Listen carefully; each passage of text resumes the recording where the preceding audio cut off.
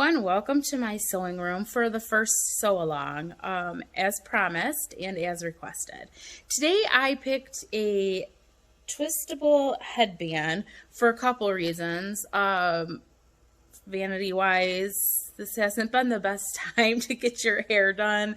So I picked a headband because I know they're kind of making a comeback to hide your roots and your grays for when you can't get to the salon. So I predict that they're going to become even more popular this year. And this is a great thing to sew if you're looking for items to sell because it's quick, it's easy, and I see a demand coming for them even more this year than last year. So that is the first thing. I think it's a fun, quick project for instant gratification in completing your project. Number two is because it's taking you to a different kind of fabric, which is the jersey knit, the stretchy fabric. Four-way stretch will work best for this. How can you tell if it's a four-way stretch? Well, you just grab your fabric, pull it one way. If it stretches, that's one. Pull it the other way to see the stretch, and if it has the same give, then you know it's a four-way stretch. So most jersey knit t-shirt fabric you can use if you want to practice. That's usually jersey knit. So if you have an old t-shirt that you want to upcycle, this is a great project to do that. It's super simple to follow along. So just grab your supplies and follow me in this tutorial. We can sew along and you can start practicing with your jersey knit. So a couple things before you get going though, I want to remind you, you need to have a stretch needle to work with this project. Although you can use the upcycle, you do need stretch needle to work with jersey knit. Makes a world of difference. And we're just going to be using a zigzag stitch, so you don't need any special overlocker, serge, or anything like that. Although those work great with jersey knits. Not necessary. We're just going to use a regular machine today with our zigzag stitch. So let's go over to the cutting board, grab your fabric, grab your scissors or your rotary cutter and a measuring tool, and let's get cutting.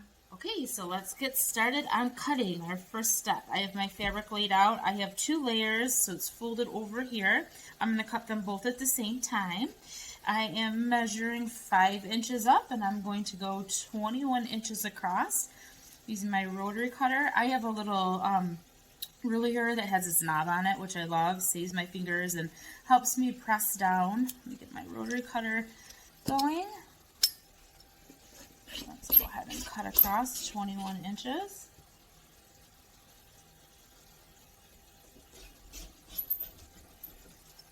And we will go 5 up to meet that line right there.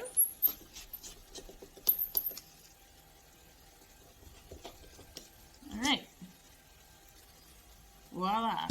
So now what we're going to do, we have these two strips.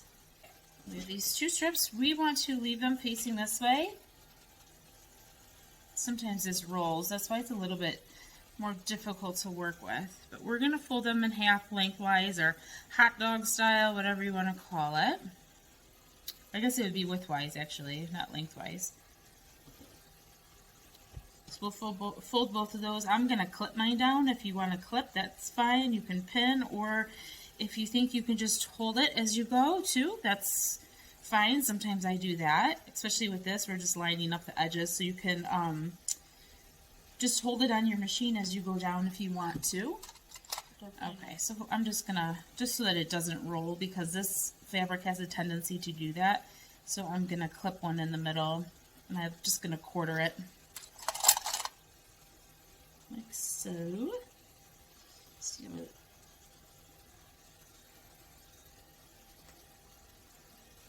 That kind of helps it from rolling while you're sewing too. And pins would work fine if that's what you're used to. I like these clips for majority of my projects to use when I can.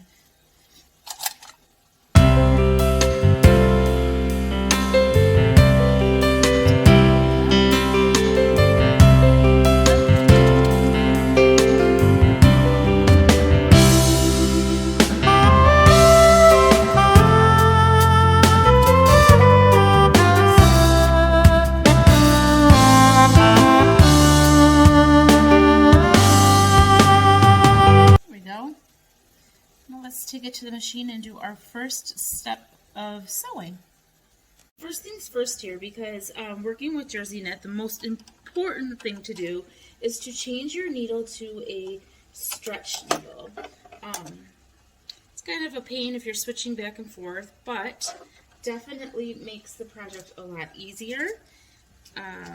It doesn't pull on your fabric. And if you've sewn jersey knit and you have not used the stretch needle, you will definitely notice the difference once you do switch that needle. To me, that was my biggest aha moment when I started sewing with these jersey knits or the stretchy fabrics. So it doesn't take too long just to go ahead and switch that out. That's situated. Get my thread in there. I'm one of those people who have an automatic threader and I don't use it. So bear with me for a second while I thread my needle. Okay, so that's threaded. Our next step is going to be to change to a zigzag stitch. So go ahead and select that on your machine. Let's see, for me, I'm going to, all right. There we go. And next we are going to line up our edges. We don't really have to worry about a seam allowance, but make sure you give yourself enough room where it's not going to suck your fabric into the machine. I like to put my presser foot to the edge. I don't know if you can see that in the video. And we're going to go ahead and just sew along this edge, making sure it's flat and lined up along and that the bottom piece isn't tucked under. So we want it to be catching both sides of the fabric as we sew.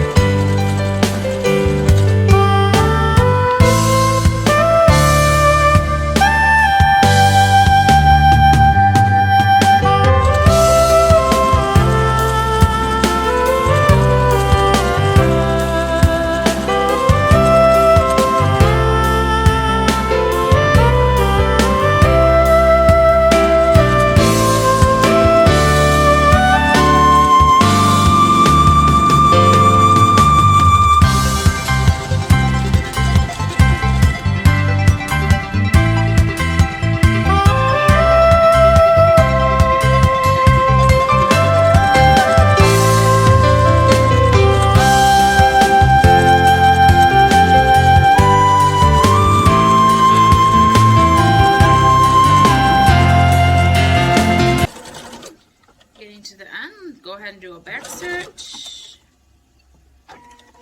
and you have the first side done now. So let's set this to the side and let's move over to the second piece. It's kind of a long little piece, but here we go. This might be quicker. Just pull it out. There we go. There's one, and the other one I threw to the side. Let's go ahead and do the same with that.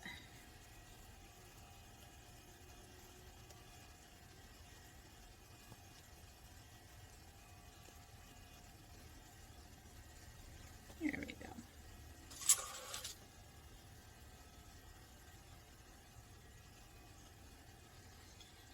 Alright, so we have our two pieces sewn together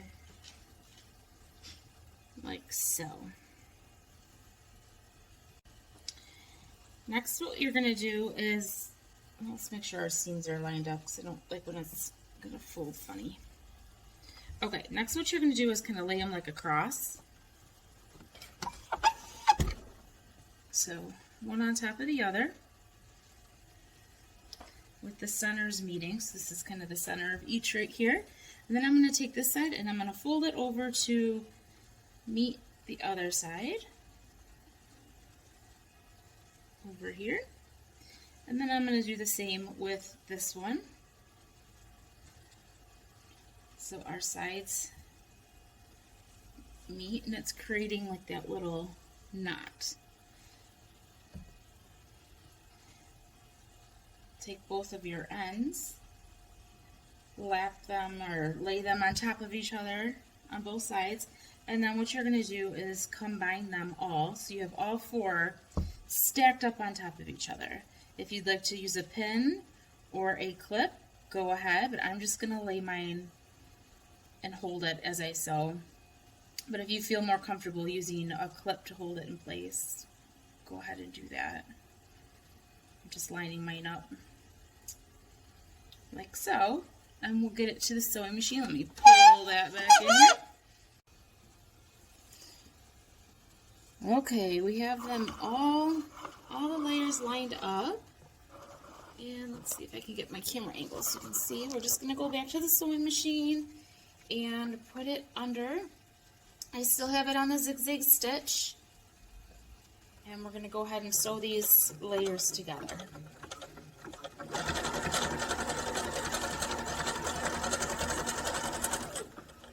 Alright, my back stitch. Cut. Alright.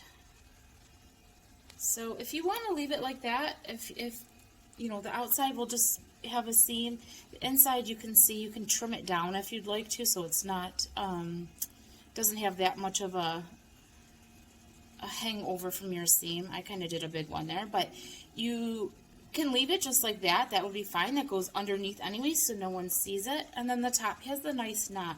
Or if you want to keep and try to do something else, we can make a cover for that. So let's try and do that if you would like to just hide that. Let's go and make, grab the same fabric or a coordinating fabric, and we can just do one more little extra to this if you'd like. So what I've done is just cut a piece of black so that you could see it better for this video. And that's what I'm going to use to cover this right here. So let's see, I have it, it's not very big, this piece. I didn't even measure, I just kind of eyeballed it, if you will. And what I'm going to do is I'm going to sew it.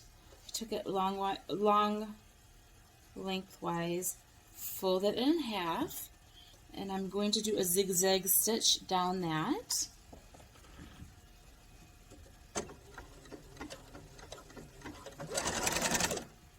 Oh, I hit it on reverse. Rookie mistake. Oops, happens to all of us. Let's try that again. Okay. Make sure your machine is not on reverse. Advice I feel like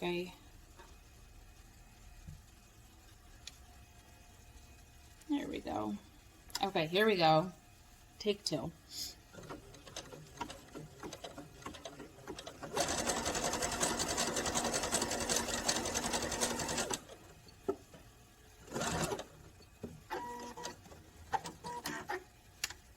Alright, so we have our little turn it inside out, or right side out, I should say at this point. And now what we're going to do is put our, I'm going to scrunch this up. I'm actually going to fold it in half right now so that it fits good in here. And I'm going to set this centered. I'm going to stretch it over that so that it meets. I wanted it to be a snug fit, but I'm stretching it and tucking. If you want a pin, you can, but I'm going to hold it in place so that I know that the headband is not getting in there, because we're going to need to flip this when we're done. So just kind of moving it. See how I have some space in here? That's going to be where I'm sewing. So I don't want it to get the actual printed headband part to get in there. So I'm going to get this held in place there. And I'm going to have to do some more stretching down this way. Looks good like that. Let's go ahead and start sewing.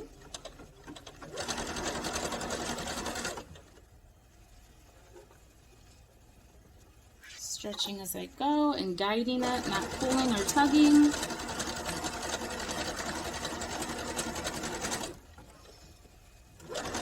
Okay.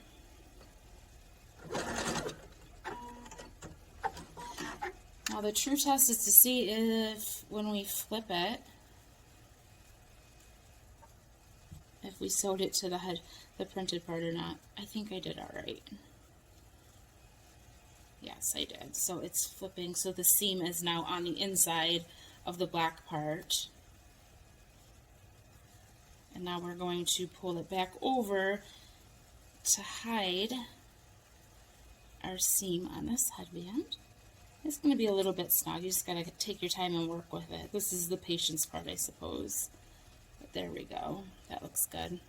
So now it's, oop, nope, I missed a whole part. Oh my gosh. Okay, there we go. Cut your strings, and then you're done. You have this underneath, hiding your seams. You have your fun little twist at the top, and that's it. You have now made something with jersey net. Congratulations.